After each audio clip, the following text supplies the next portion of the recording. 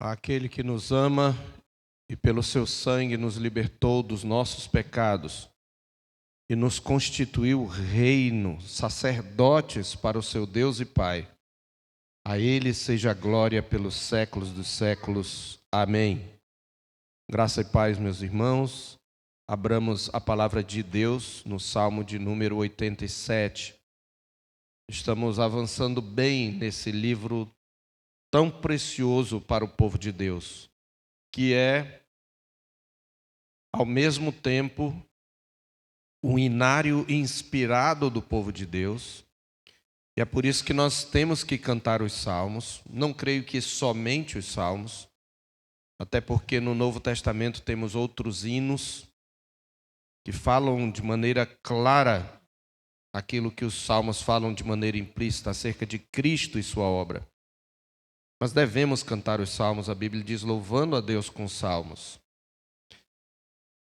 Mas além do inário inspirado, é também um livro de orações inspirados. Nós devemos orar com os salmos. Discute-se muito dentro das igrejas reformadas a questão do canto dos salmos. Os puritanos, particularmente, cantavam exclusivamente os salmos.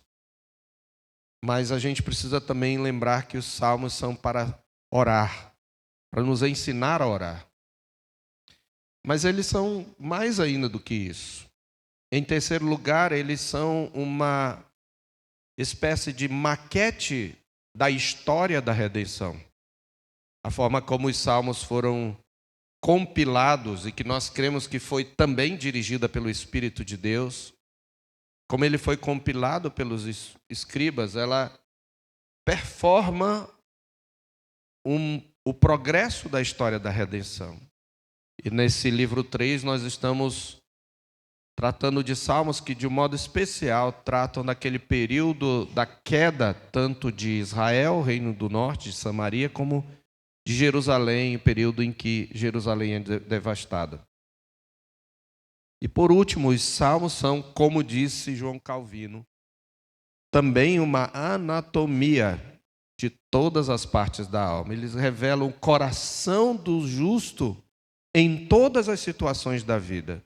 Quando ele está alegre, quando está triste, quando está doente, quando está deprimido, quando é perseguido. Então esse é um livro muito precioso.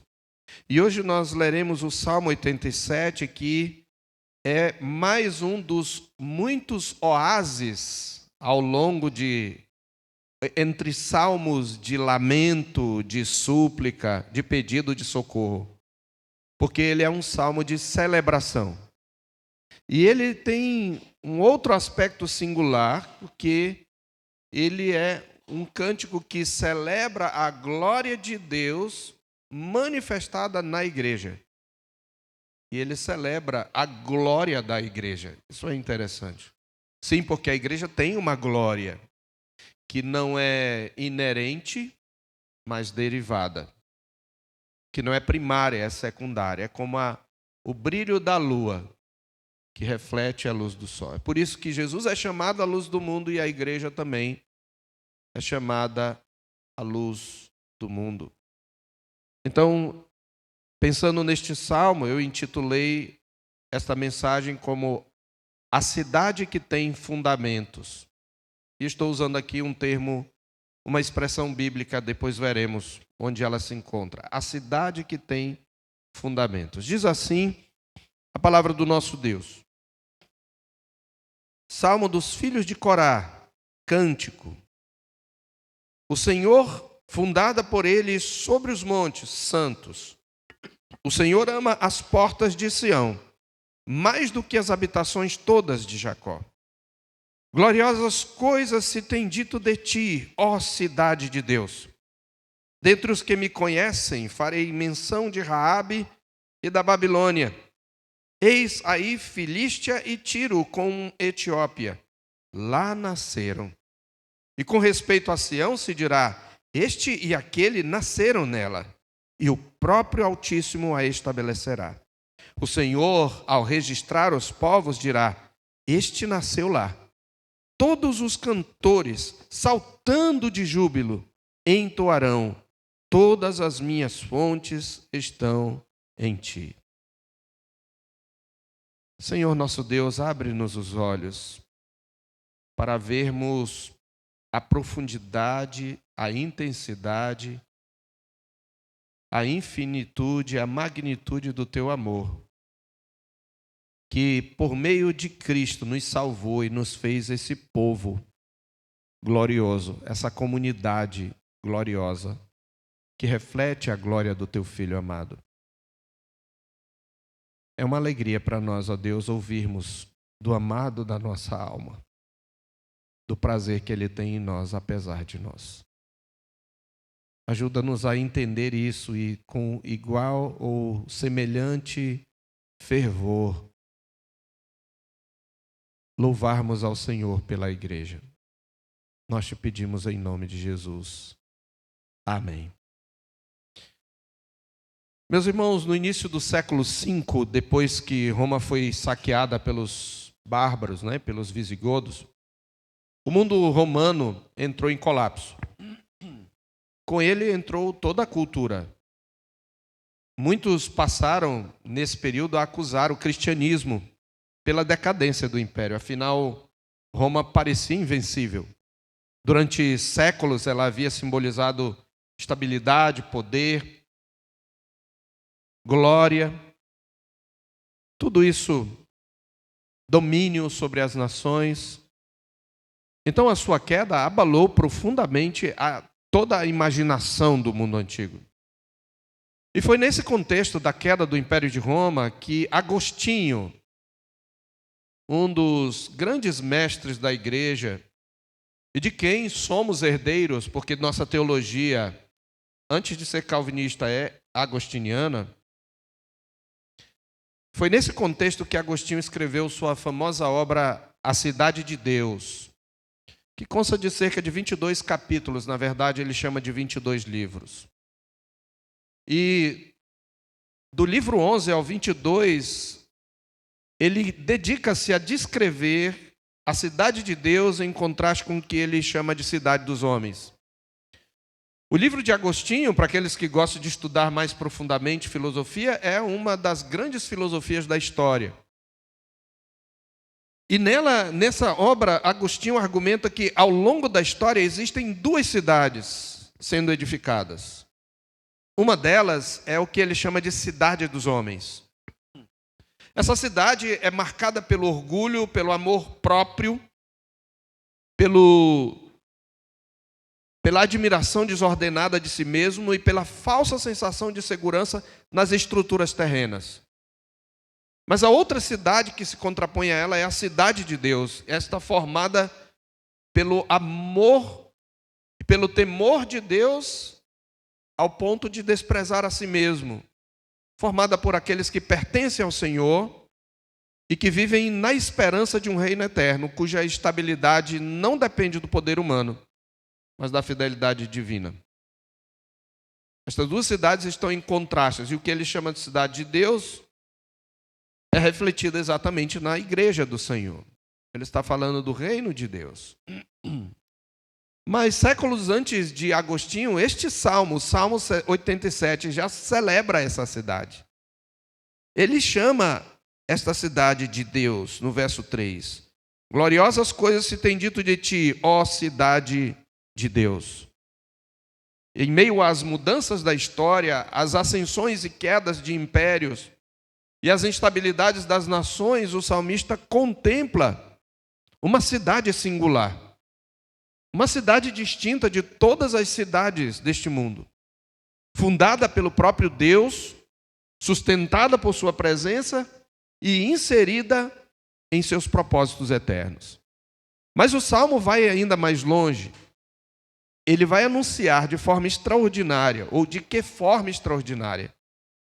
O Senhor Deus funda, edifica e estabelece para sempre Sião. É sobre essa cidade, sua singularidade, sua glória, seus cidadãos e suas fontes de vida, que o Salmo 87 nos convida a meditar. Mas eu quero que nós tenhamos em mente que o que nós vamos ler e o que nós vamos ouvir é nada mais do que uma das muitas declarações de amor do nosso noivo por nós. Porque, embora parta do salmista, um adorador, essa celebração da glória de Sião, sendo inspirada por Deus, é Deus mesmo dizendo quem somos por causa dele. E devemos considerar como se Deus estivesse nos declarando o nosso amor e declarando como somos bela. Percebe a conjugação? Como somos bela aos olhos de Deus, porque somos todos juntos a sua noiva.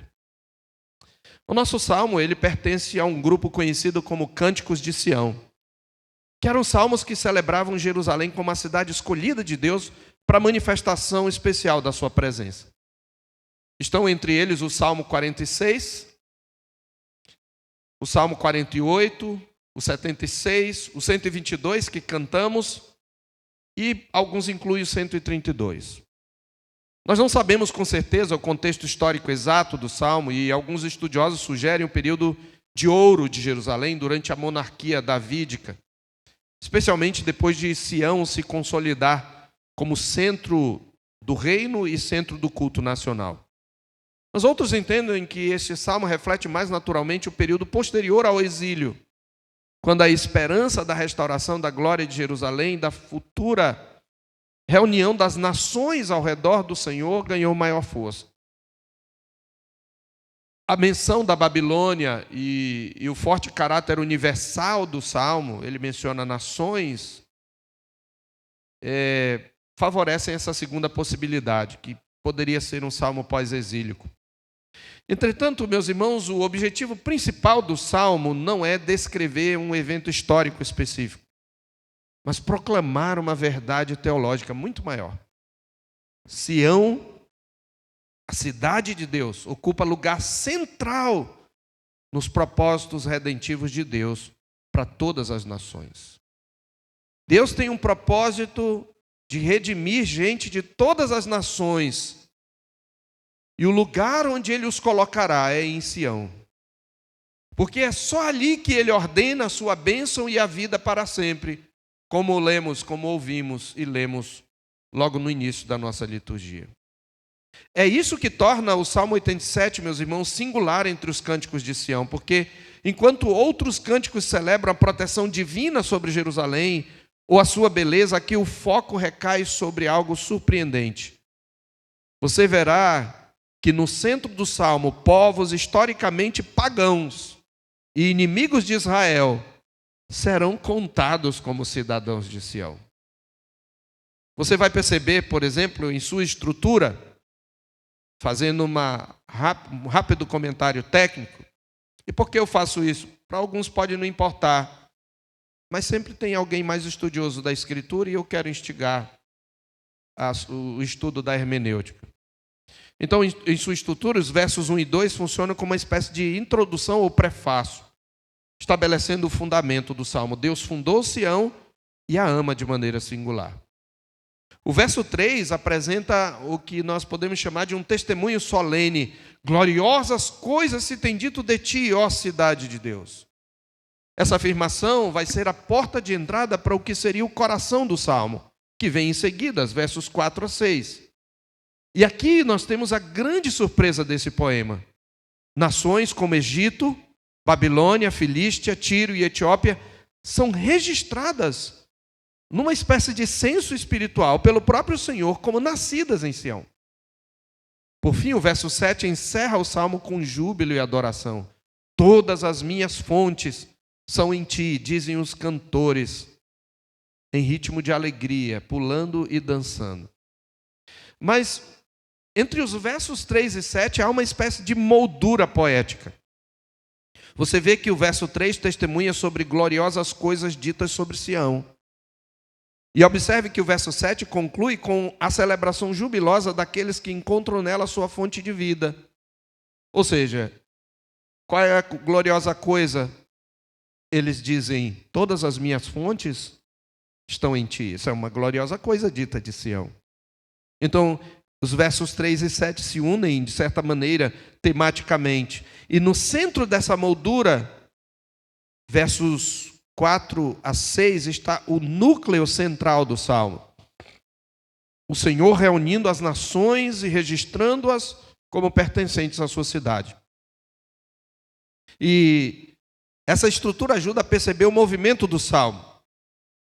E eu já o anuncio aqui, embora talvez nos pontos eu vou falar um pouquinho diferente, mas se você captar ou anotar, são os mesmos princípios. Primeiro, nós veremos que Deus funda Sião e por isso a ama. Deus é quem estabelece Sião ou funda Sião e por isso a ama. Ele fala isso no verso 1 e no verso 2. Em segundo lugar, nós lemos que Deus glorifica Sião, levantando testemunhas que a honram, especialmente o verso 3. Em terceiro lugar, nós veremos como o Salmo antecipa o fato de que Deus reúne as nações em Sião. Versos 4 a 6. E, em quarto lugar, os redimidos celebram a plenitude da vida que é encontrada em Sião. Então, assim, o Salmo nos conduz a olhar além da Jerusalém terrena, apontando para a amplitude do propósito redentor. Ele está falando, no primeiro momento, para Jerusalém. Você sabe que os montes de Sião são os montes onde Jerusalém estava construída, especialmente onde ficava o templo. Mas você vai ver que ele fala coisas aqui que, obviamente, transcendem a Jerusalém terrena. E esse é o ponto. O Salmo nos conduz a olhar além da Jerusalém terrena, apontando para a amplitude do propósito redentor de Deus em reunir um povo dentre todas as nações para a glória do seu nome. E é precisamente dessa cidade, fundada por Deus, amada por Deus e inserida em seus propósitos eternos, que o salmista passa a falar. Mas antes de mencionar as nações que serão reunidas em Sião, o Salmo começa estabelecendo o que a torna única. Então, nosso primeiro ponto é a singularidade de Sião. Eu falei que ia falar de forma diferente, mas é o mesmo princípio. A singularidade de Sião. Para crianças, singularidade vem de singular. Quem já estuda gramática sabe que singular é quando se trata de um só, né? E plural é quando se trata de muitos. Então, quando eu digo que alguém é singular, eu estou dizendo você é único, não tem ninguém igual a você. Então, a singularidade é a qualidade daquilo que é singular, que é único. Sião, como cidade, é única entre todas as nações. Ela está na terra, ela está no mundo, ela está entre todas as outras cidades, mas nenhuma outra cidade se compara a ela. É isso que quer dizer a singularidade de Sião. Observe a maneira um tanto abrupta como o Salmo começa. Não há introdução narrativa, não há descrição de cenário ou identificação imediata do sujeito. O texto simplesmente declara, fundada por ele sobre os montes, como que contemplando Sião. Assim o salmista dirige imediatamente a nossa atenção ao fundamento, ou podemos dizer, a fundação da cidade, né? Essas duas palavras estão relacionadas, mas têm nuances diferentes. Fundação fala de um alicerce, de uma construção física. Fundamento também é um alicerce, mas do pensamento, de uma mentalidade. E ambas são da mesma realidade. Mas eu estou misturando aqui porque eu quero que você tenha a imagem de um alicerce. Então a ideia é alicerçada, fundamentada por ele sobre os montes. Então, observe que antes de falar sobre os povos que serão reunidos nela, antes de mencionar sua glória ou sua expansão futura, o Salmo começa estabelecendo a sua origem. Sião existe porque o Senhor a fundou. O verbo utilizado aqui carrega de fato essa ideia de lançar fundamentos, de estabelecer uma estrutura com firmeza. Então, o foco não está meramente na existência física de Jerusalém, mas no fato de que sua existência, ela repousa sobre um ato soberano de Deus. Você sabe que quando Jerusalém foi conquistada, quando Davi colocou a arca lá e decidiu construir o templo, na verdade, quando Israel chegou em Canaã, Jerusalém já existia. Isso é muito interessante. Jerusalém era dos jebuseus, era uma fortaleza dos jebuseus. Mas antes disso, lá em Gênesis 11, a palavra de Deus fala da aparição misteriosa de um homem especial, que é sacerdote e rei, chamado Melquisedeque, que é rei de Salém. Então, essa é uma cidade que não foram os israelitas que construíram.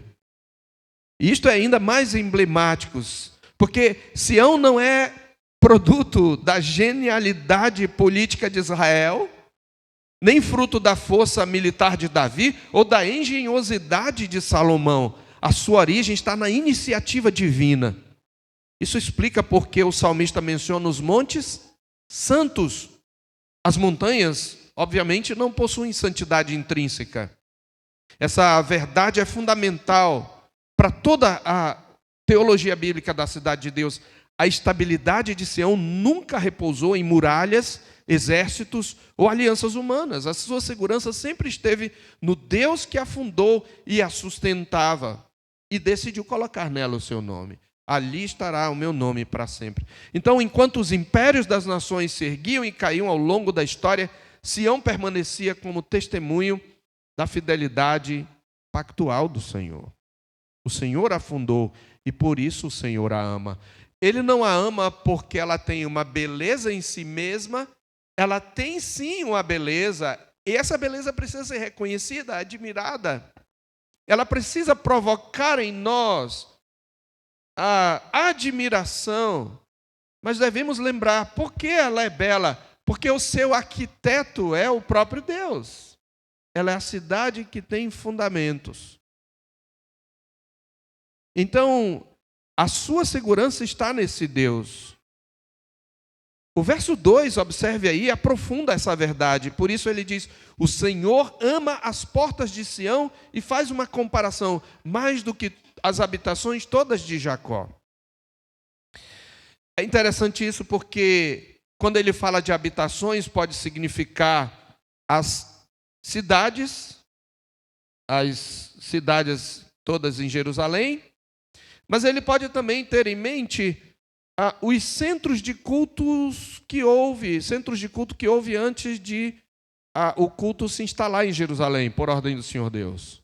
Você sabe que houve um santuário, por exemplo, em Betel. Houve um santuário em Siló. Aliás, antes de Jerusalém, Siló era o lugar onde estava o tabernáculo e as pessoas iam adorar. Mas ele está dizendo que o Senhor ama as portas de Sião mais do que todas as habitações de Jacó. E ele não cita as portas assim, à toa, debalde. As portas eram, como os irmãos sabem, o centro da vida pública da cidade. Ali aconteciam julgamentos, comércio, reuniões e decisões judiciais e oficiais. Então, falar das portas de Sião é falar da cidade em sua vida coletiva e pactual. O Senhor ama Sião de uma maneira singular, porque ela é o lugar escolhido para manifestação especial da sua presença redentora. Em nenhum outro lugar, irmãos, Deus manifestava a sua glória de modo especial. Você parou para pensar que o culto da antiga aliança dava mais trabalho, porque não se podia cultuar fora de Sião. Você tinha que peregrinar para Sião para cultuar ali.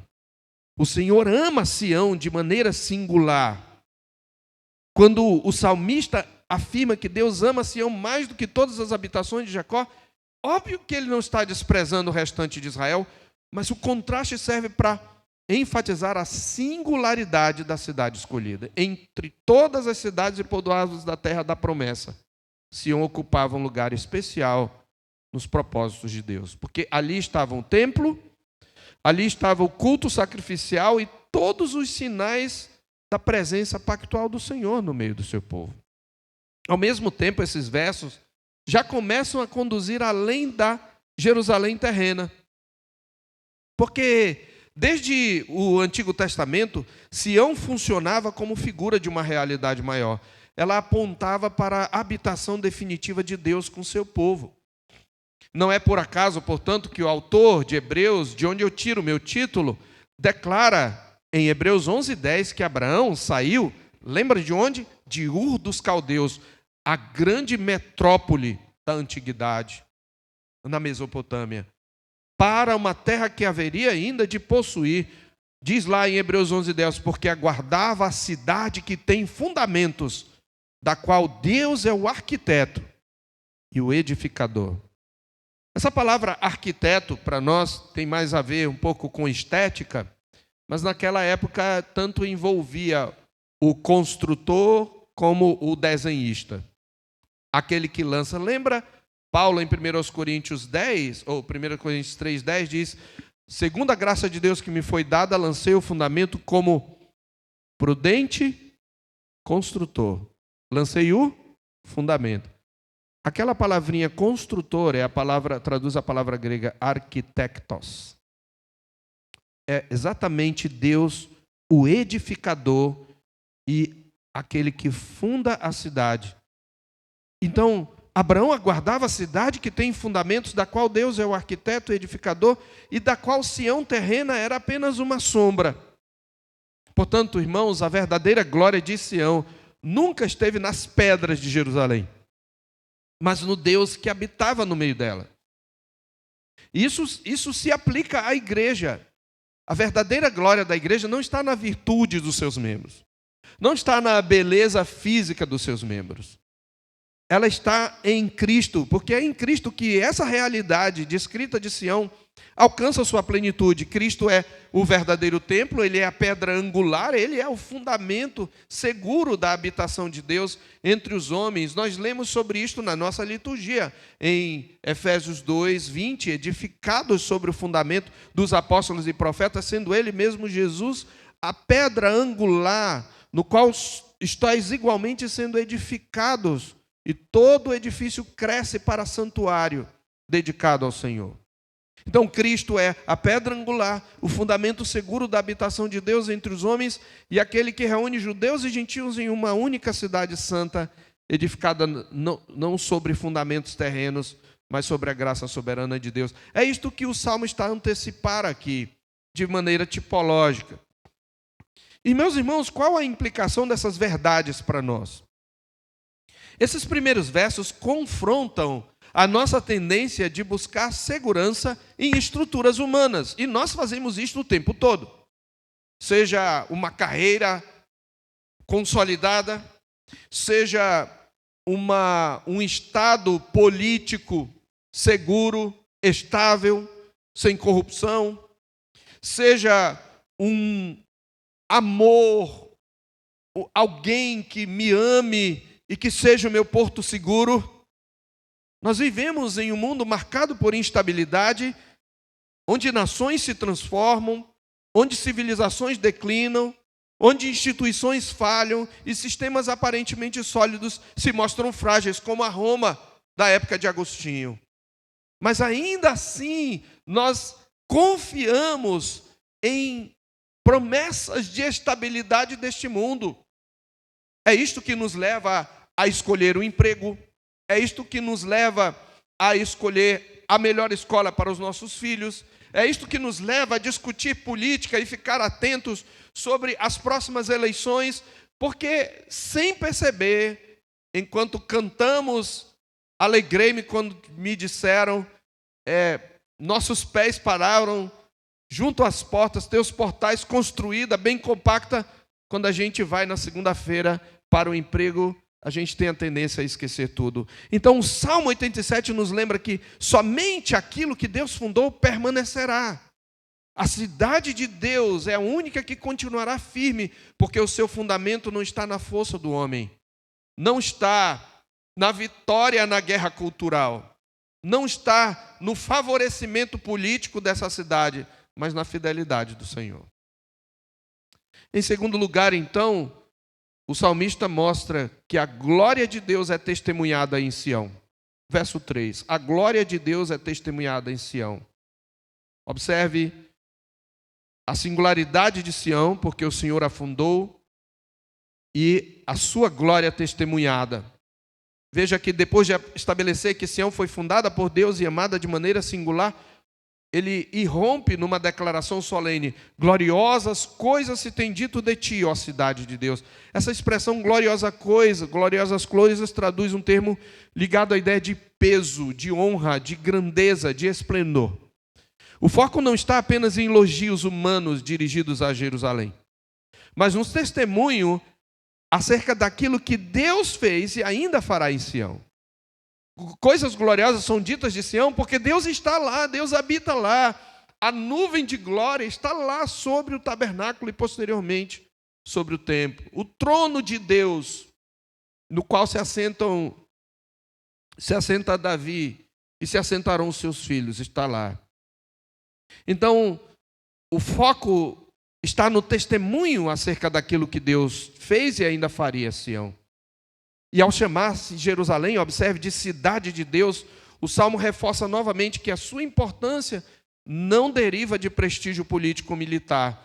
Nós devemos lembrar que em muitos períodos da história, Jerusalém sequer figurava entre as cidades mais impressionantes do mundo antigo.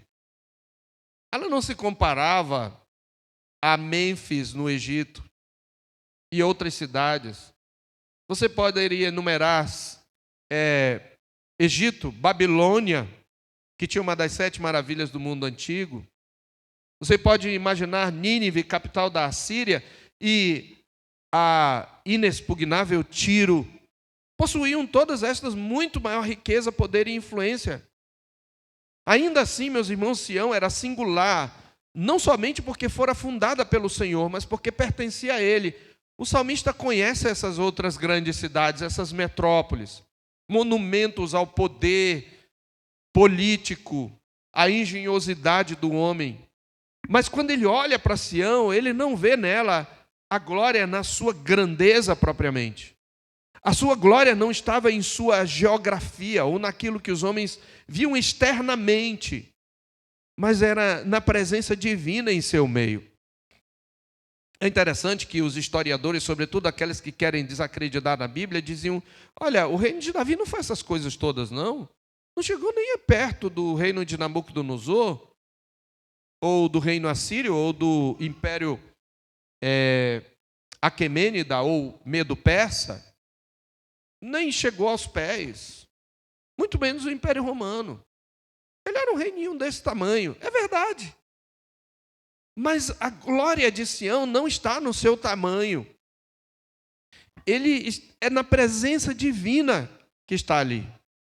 E esse verso, ele também funciona como porta de entrada para o núcleo do Salmo. Ele diz: gloriosas coisas se tem dito de ti. O que seriam essas gloriosas coisas ditas sobre Sião?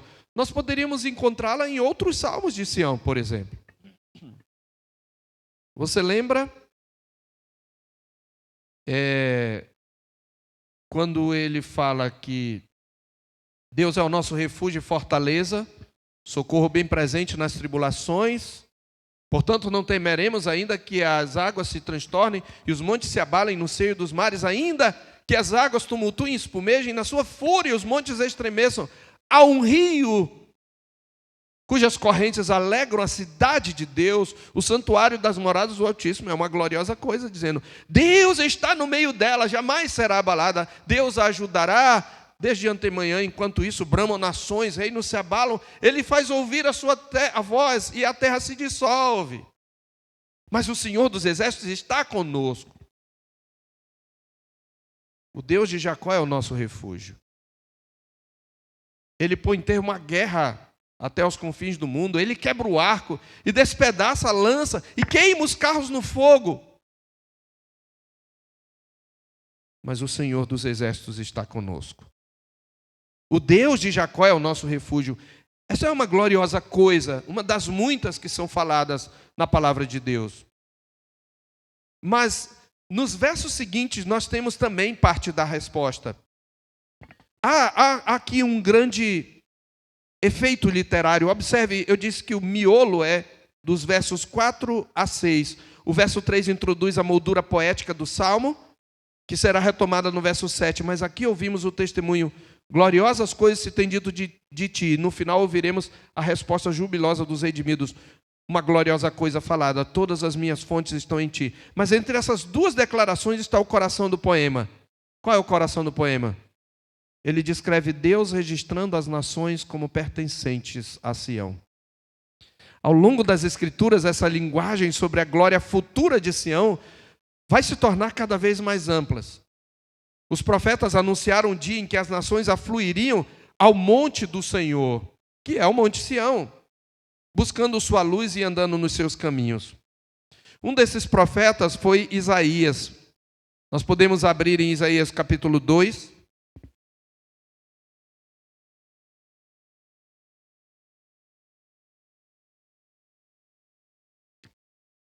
E nós verificamos ali, palavra que em visão veio a Isaías, filho de Amós, a respeito de Judá e Jerusalém. Nos últimos dias acontecerá que o monte da casa do Senhor será estabelecido no cimo dos montes, e se elevará sobre os outeiros, e para ele afluirão todos os povos. Irão muitas nações e dirão: vinde e subamos ao monte do Senhor e à casa do Deus de Jacó, para que nos ensine os seus caminhos e andemos pelas suas veredas, porque de Sião sairá a lei e a palavra do Senhor de Jerusalém. Ele julgará entre os povos e corrigirá muitas nações. Estas converterão, observe a pacificação das nações que se levantaram contra Sião. Estas converterão suas espadas em relhas de arados e suas lanças em podadeiras. Uma nação não levantará a espada contra outra nação, nem aprenderão mais a guerra. Vinde, ó casa de Jacó, e andemos na luz do Senhor.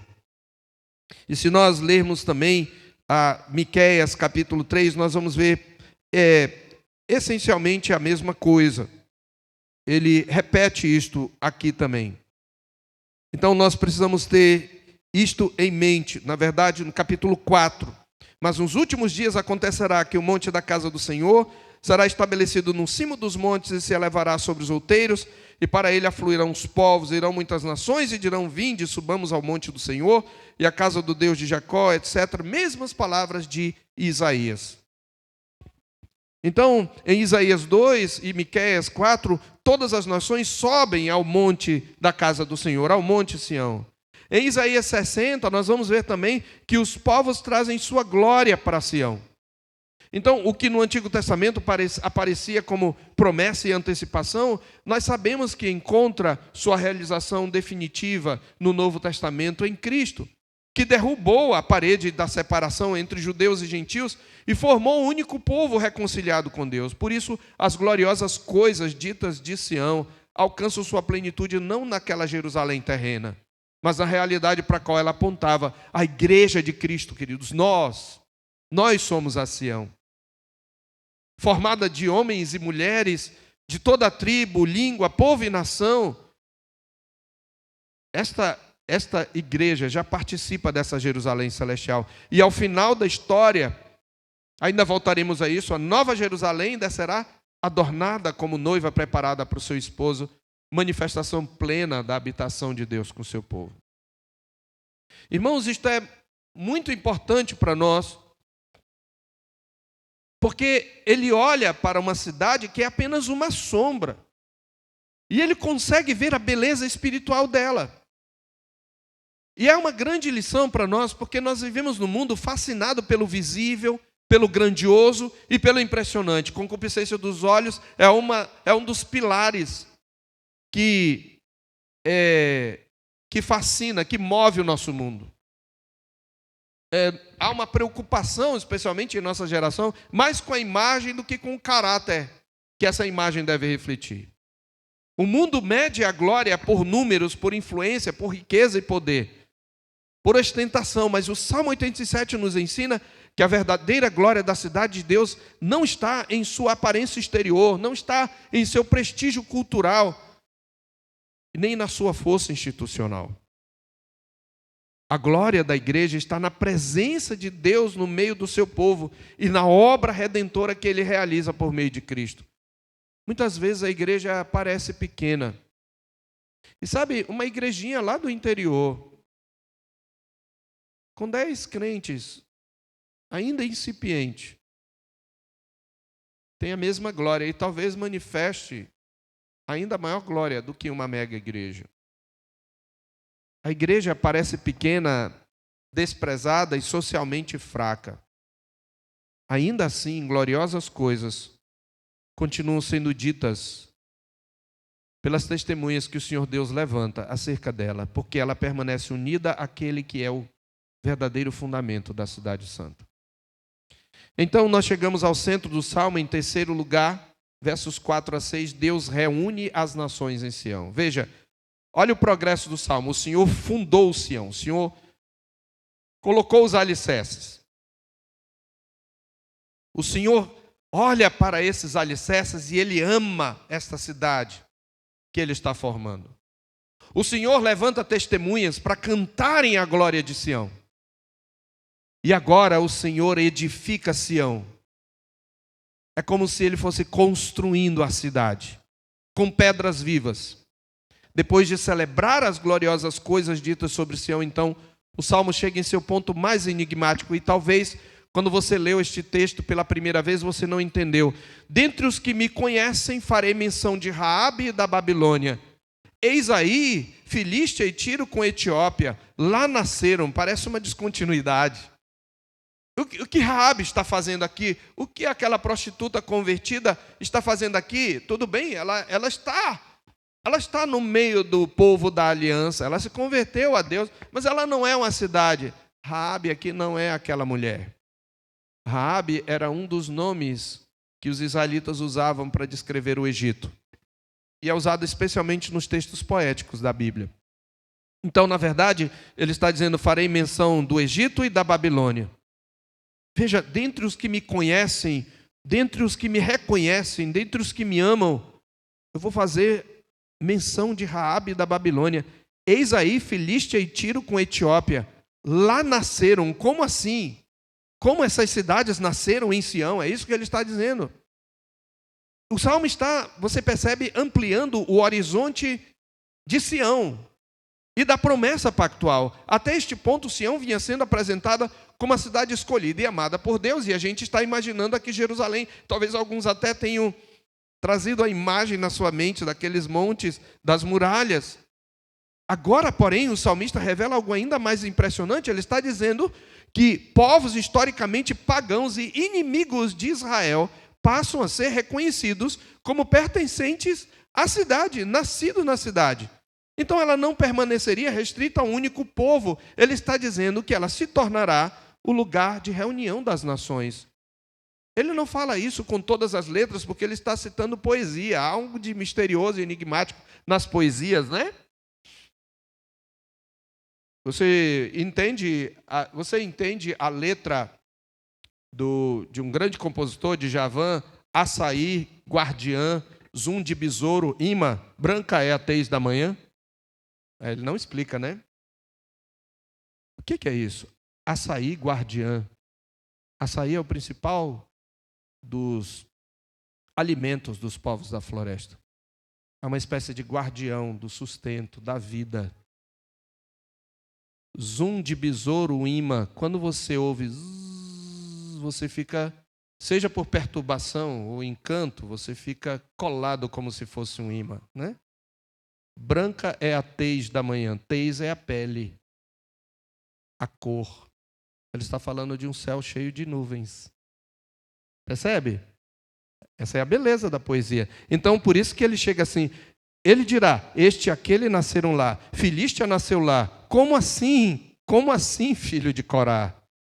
Ele está dizendo, Sião não é apenas a Jerusalém terrena, não é composta apenas de israelitas. Veja, na velha aliança ele já está dizendo, Sião é o lugar de reunião das nações. Então, a perspectiva do Salmo se expande de maneira extraordinária, porque esta lista de nações não é aleatória. O poeta está trazendo uma lista significativa, porque lembra, Raabe é uma designação poética para o Egito. O Egito lembra o quê? Escravidão. O povo que escravidou Israel. Ele fala de Babel, Babilônia aqui, a palavra hebraica é Babel. Quando você ouve Babilônia, talvez você não se espante, mas Babel você lembra. Babilônia simboliza o poder opressor que destruiu Jerusalém e levou Judá ao exílio. A Filístia, você lembra, foi um dos inimigos de Canaã mais difíceis de desbaratar desde os tempos de Sansão, e só Davi vem completar o trabalho. Filístia representa inimigos em contínua oposição ao povo da aliança. Tiro era símbolo de riqueza, de orgulho comercial. E a Etiópia aponta para povos distantes, estrangeiros aos olhos de Israel. A Etiópia, naquela época, era como se fosse os confins da terra. Então, o efeito dessa enumeração dessas nações, ele é deliberado. O salmista escolhe justamente nações que, do ponto de vista histórico e humano, eram candidatos improváveis à cidadania de Sião. Entretanto, Deus declara: dentre os que me conhecem, farei menção do Egito e da Babilônia. Há uma profundidade nessa linguagem pactual, porque no Antigo Testamento, conhecer frequentemente vai além de mera compreensão intelectual. Refere-se a relacionamento, reconhecimento e comunhão. O que é espantoso aqui, irmãos, é que nações outrora estranhas às alianças da promessa agora são colocadas entre aqueles que conhecem o Senhor. O verso prossegue com uma afirmação mais surpreendente. Ele diz, veja o que ele fala: eis aí Filístia e Tiro, lá nasceram. Eles nasceram lá. Então, o verbo empregado aqui está, a palavra nascer, traduz um verbo hebraico que traz a ideia da geração, do ato de dar à luz mesmo. Então, aqui nós temos a emergir uma imagem central. As nações não apenas se reunirão em Sião, elas serão reconhecidas como nascidas nela.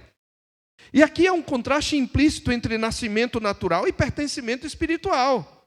Porque os povos continuam sendo identificados como egípcios, babilônios, filisteus ou etíopes, mas agora recebem uma nova cidadania concedida pelo próprio Deus. Você percebe a antecipação teológica aqui? O verso 5 reforça essa ideia. E com respeito a Sião, se dirá, agora de maneira aleatória ou de maneira indefinida, este e aquele nasceram nela. Então, a linguagem torna-se ainda mais abrangente. Sião torna-se mãe de uma multidão de povos. O Salmo, então, está a antecipar, meus irmãos, aquilo que os profetas desenvolveriam posteriormente.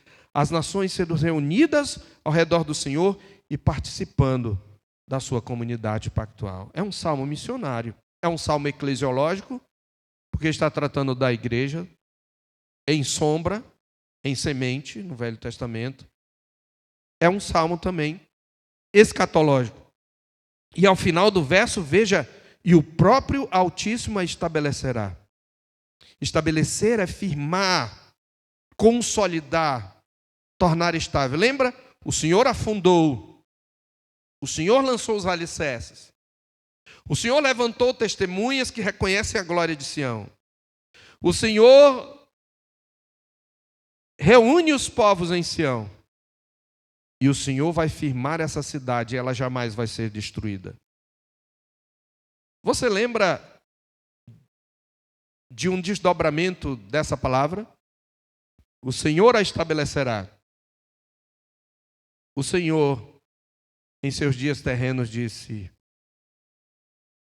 em verdade te digo que tu és Pedro, e sobre esta pedra edificarei a minha igreja, e as portas do inferno jamais prevalecerão contra ela. É o que o salmista está a antecipar aqui. As nações entram em Sião, irmãos. Veja, a cidade fundada por Deus, no início do salmo, permanece sustentada pelo próprio Deus no decorrer da história, e agora as nações, aquelas nações invasoras, entram em Sião não para destruí-la. As suas espadas são convertidas em relhas de arado, as suas lanças em podadeiras, instrumentos da agricultura, porque elas não vêm para destruir Sião, elas vêm para fazerem parte delas. Elas não vêm para serem esmagadas por Sião, mas para fazerem parte delas, porque o Altíssimo a preserva como centro dos seus propósitos redentivos. Observe que o verso 6 leva essa imagem ao seu ponto culminante. Não é apenas que se declara: este nasceu lá, aquele nasceu lá. Veja o que diz o verso 6. O Senhor, Javé, ao registrar os povos, ele é o recenseador. Ao registrar os povos, é o Senhor quem dirá: este nasceu lá. Vejam, meus irmãos, que cena extraordinária. O próprio Deus aparece registrando gente diferente de nações, alistando como cidadãos da sua cidade. Esse nasceu lá, esse nasceu lá. Ele vai catando de reino em reino, de nação em nação, ao longo da história, ao redor do mundo. A imagem aqui é semelhante a um censo, Há um registro oficial. Então não são os povos que reivindicam para si mesmos um lugar em Sião. É o Senhor quem os inscreve. E aqui temos um princípio teológico de alcance colossal. Na cidade de Deus, a cidadania não nasce do mérito humano, nem da ascendência natural, nem da força política. Ela é concedida soberanamente pelo próprio Deus. E o efeito literário nesses versos, por que eles são considerados o tema? Veja que há uma repetição tripla, há um paralelismo triplo aqui.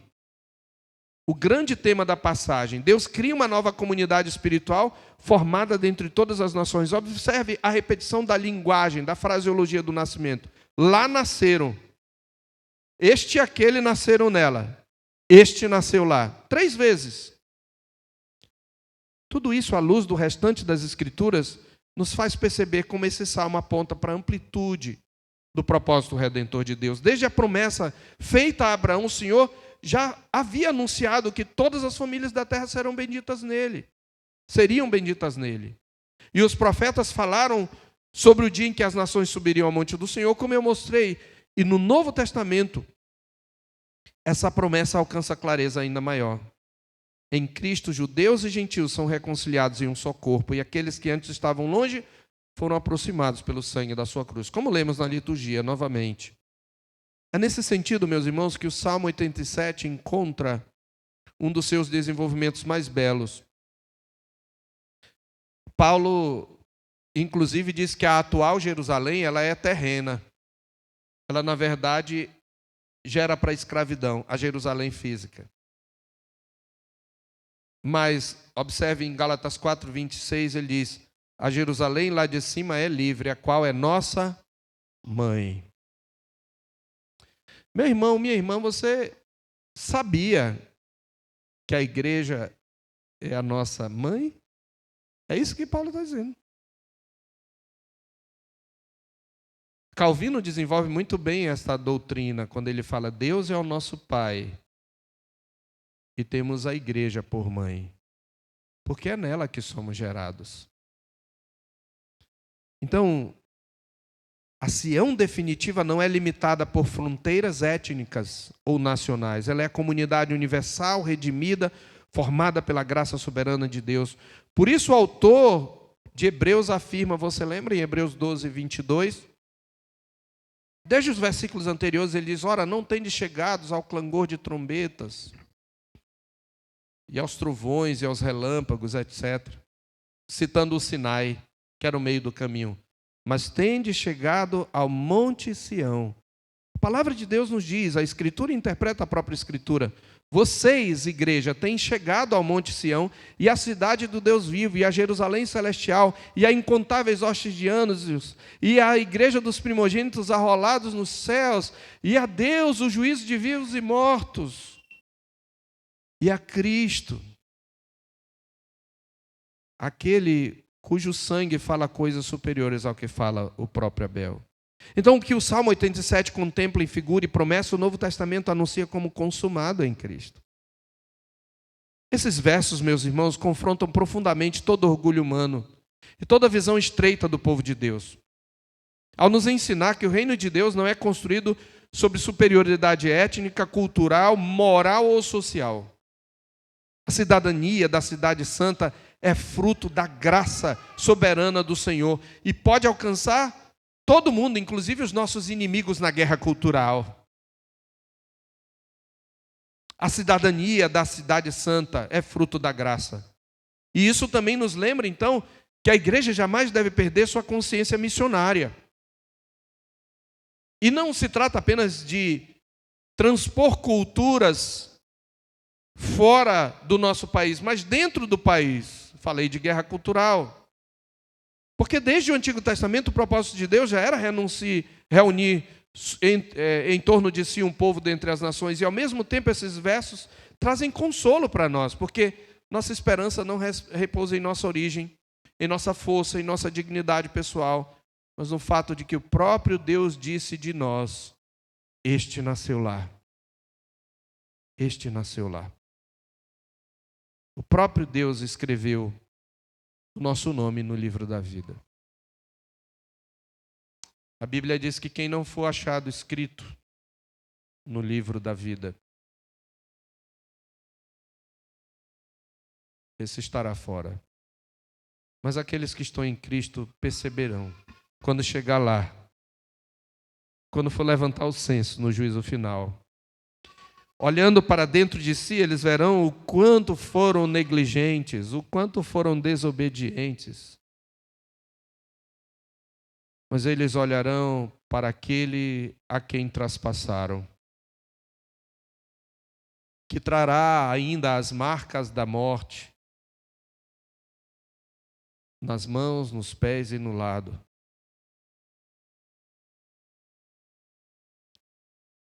Em seu corpo humano visível, ele orará para mim e para você e testemunhará diante do Pai.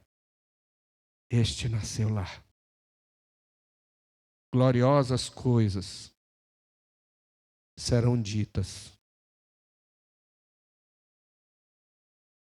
Quando ele nos recebeu, que ele dirá? Que gloriosas coisas. Venham, benditos do meu Pai, e entrem na posse do reino preparado para vocês desde a fundação do mundo. Que outra gloriosa coisa você quer ouvir? Isso é maior do que qualquer elogio. Nenhum elogio se compara a isso, nenhuma honraria, nenhum diploma, nada, nenhum monumento do que este, o Rei do Universo, o Cristo bendito, com seus olhos chamejantes, com seus cabelos brancos como alva lã,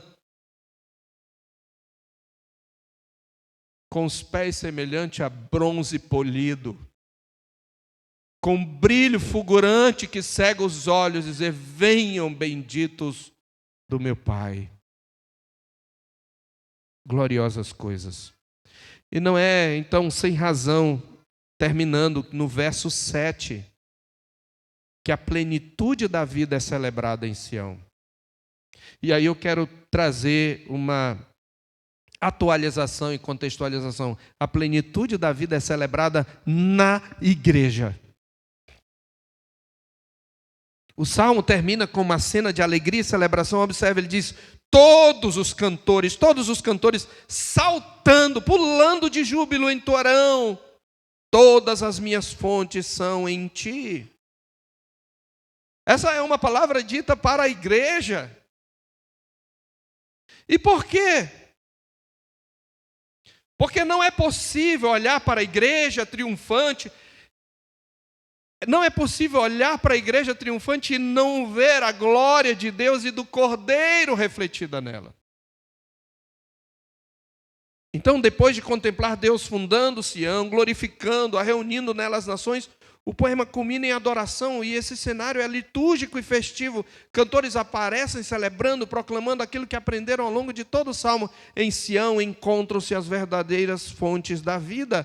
A expressão saltando de júbilo comunica essa alegria coletiva. Então, assim, o salmo termina em indizível exultação. A cidade fundada por Deus tornou-se lugar de refrigério, de comunhão, de vida, de abundância, de festa para todos os povos reunidos pela graça do Senhor. Então a declaração final é uma das mais belas do Salmo: todas as minhas fontes estão em ti. Você sabe que no Antigo Oriente Próximo uma fonte de água representava sobrevivência e segurança. Sem água não havia vida. Por isso na Escritura a imagem das fontes aponta para vida, sustento, refrigério, fertilidade, renovação, alegria. Então, quando os redimidos afirmam: todas as minhas fontes são em ti, eles reconhecem que toda a verdadeira plenitude procede do Deus que habita em Sião. Ao mesmo tempo, essa declaração funciona como resposta ao testemunho do verso 3. Você lembra? Gloriosas coisas se tem dito de ti, ó cidade de Deus. Agora, no encerramento do salmo, ouvindo os próprios redimidos, nós ouvimos os próprios redimidos confirmando essas gloriosas coisas. A cidade de Deus se tornou lugar onde as nações encontram vida, alegria e pertencimento. E ao longo da revelação bíblica, Deus progressivamente vai mostrar que a única verdadeira fonte de vida encontrada na cidade vem da presença de Deus e do seu povo. O mesmo Deus encarnado falou: quem crer em mim, como diz a Escritura, do seu interior fluirão rios de água viva.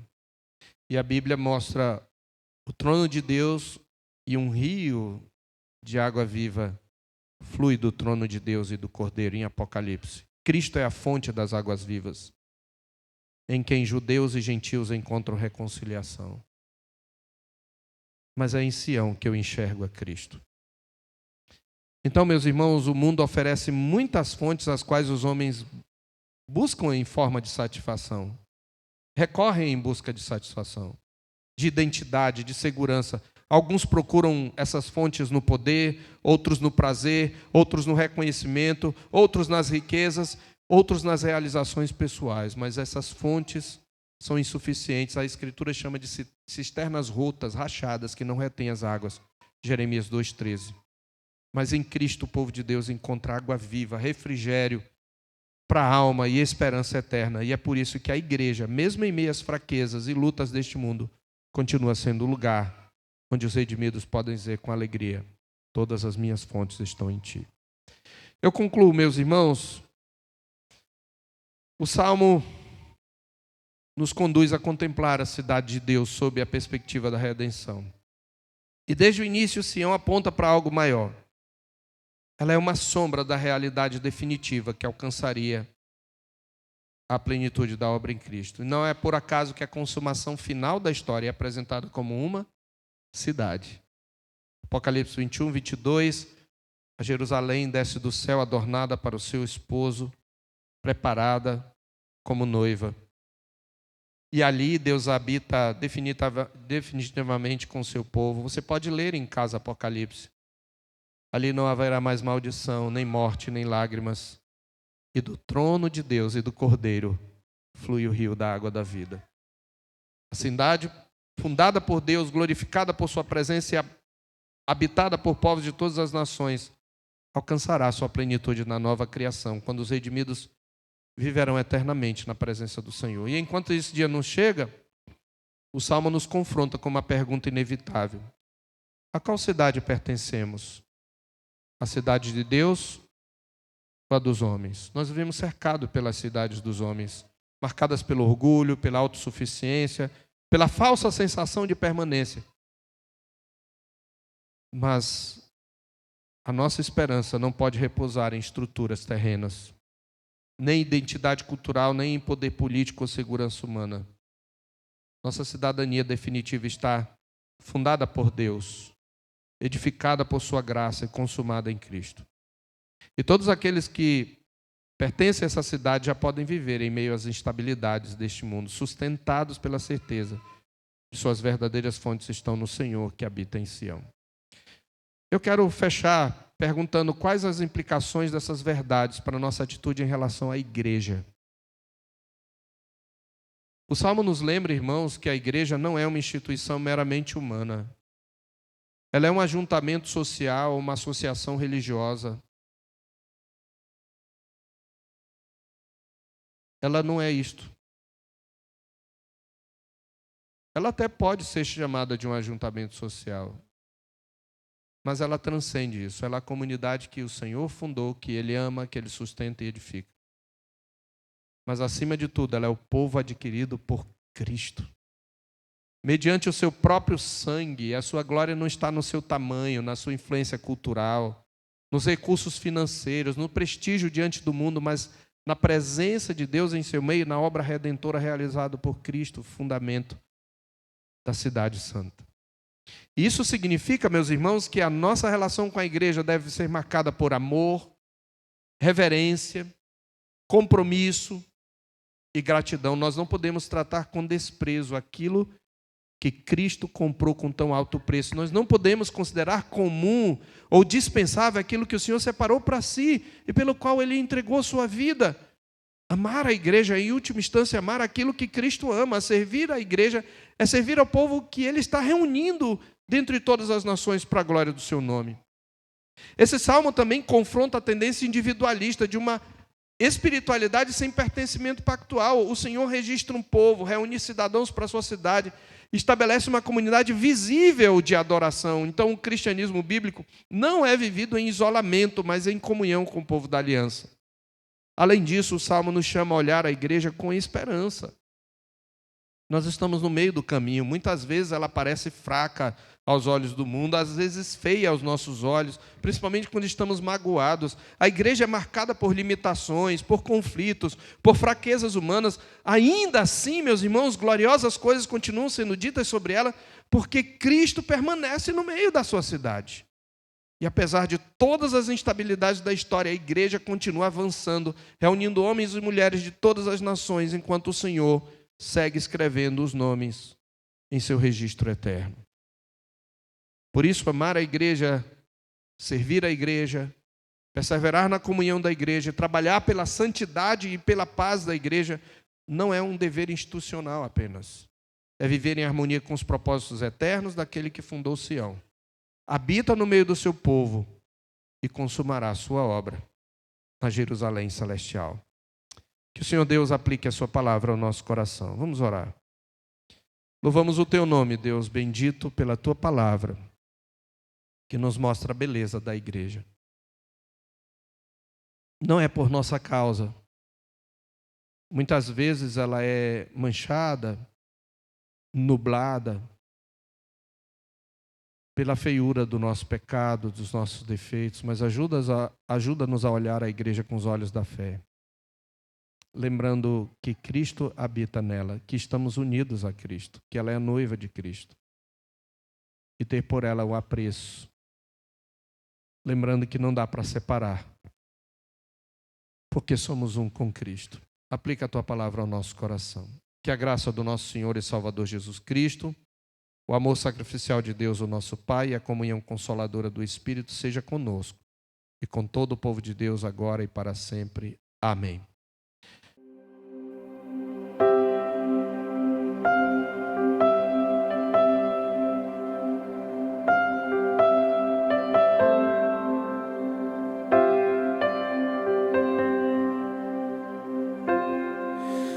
Tu és bem-vindo aqui.